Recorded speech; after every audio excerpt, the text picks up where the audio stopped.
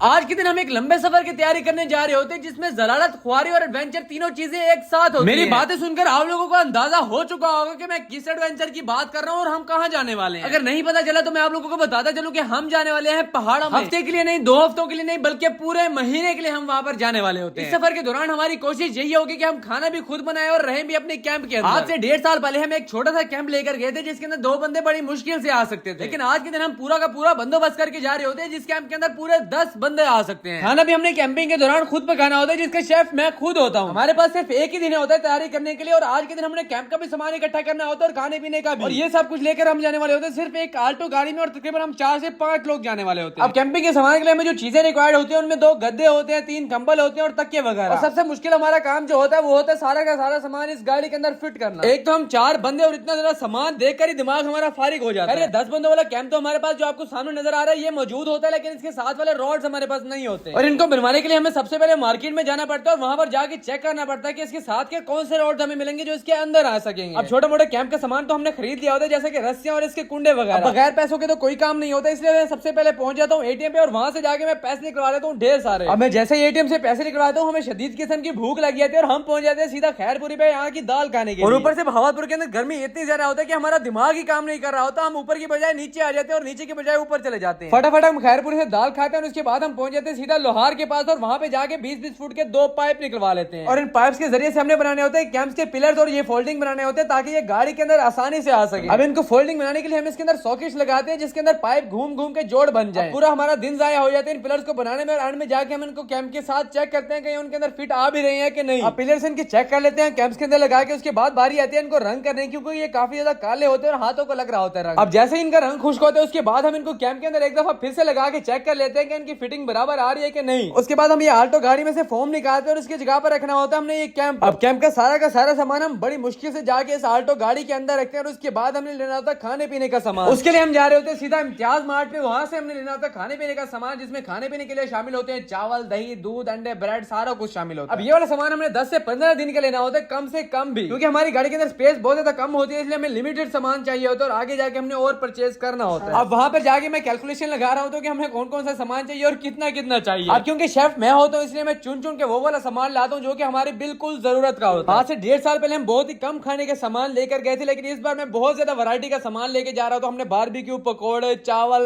कढ़ाई सब कुछ बनाना होता है। अब सबसे आसान जो चीज बनने वाली थी वो थे नूडल और हम काफी ज्यादा नूडल्स भी ले लेते हैं। अब ये सारा का सारा सामान लेकर हम सीधे इसको गाड़ी के अंदर रखते हैं और उसके बाद उठाते हैं ये मैट्रेस और गद्दे। अब ये सारा का सारा सामान हमने गाड़ी के अंदर कैसे ठूसा ये तो हमें ही पता है सिर्फ। अभी ये वाला सामान हमारा 50% इस गाड़ी के अंदर आया होता है, अभी 50% सामान हमारा रहता होता है और उसके बाद हम